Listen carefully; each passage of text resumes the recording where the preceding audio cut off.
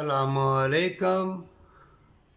اللہ کا کلام اور نماز، سجدہ ریزی اور اپنے مال میں سے یتیم مسکین کی مدد اور ماں باپ کی طرف شفقت اور مسکرا کے دیکھنا حج عمرے کا ثواب۔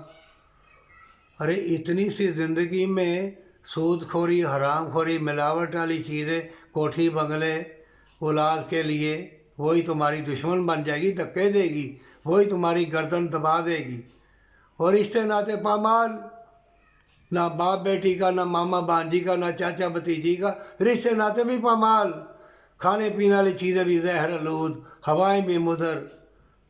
اگر مومن ہے تو ہر چیز تیری ہے، مضر ہوائیں تیرے لیے برکت بن جائے گی، اور جب ہر چیز تباہ برباد ہو جائے گی، اللہ تمہارا محافظ ہے اس دن کے لیے۔ اور اس دن کے لیے روز محشر کے دن، جب عملوں کا حساب ہوگا، ایک ہی قطار میں بادشاہ و وزیر ہو، دنیا کی دولت کا مالک ہو، ایک ہی لائن میں کھڑا ہوگا، اس وقت اللہ فرمائے گا عمل کہاں ہے تمہارے؟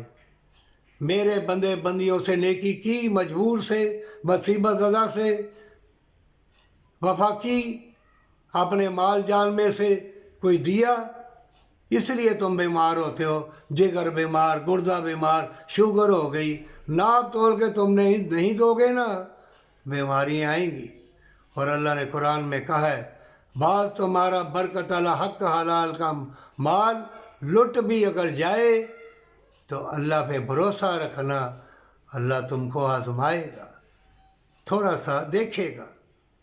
تو مومن، دنیا کی زندگی تھوڑی ہے، ابھی جنت مانگ لے، توبہ کر لے، سجدہ ریزی کر لے، اگر تیری تقدیر میں نیکی لکھی ہے تو جان لے، چاہے پھٹے کپڑے کیوں نہ ہو، دعا کرنا۔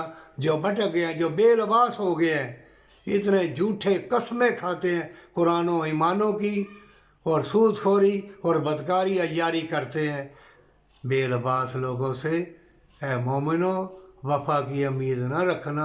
ہاں دعا کرنا، چاہے کسی مذہب کا بھی ہو، ہر مذہب میں بلائی ہے اور جنگ پھیل رہی ہے، جنگ بلکہ روز ازل سے شروع ہے، یہ ختم نہ ہوگی، یہ موت کے بعد ہی فیصلہ ہوگا۔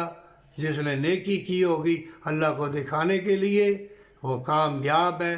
ماں باپ سے محبت جنت کے راستوں کا نشان، سچی توبہ طویل گنڈوں والوں کا پیچھا چھوڑ دے۔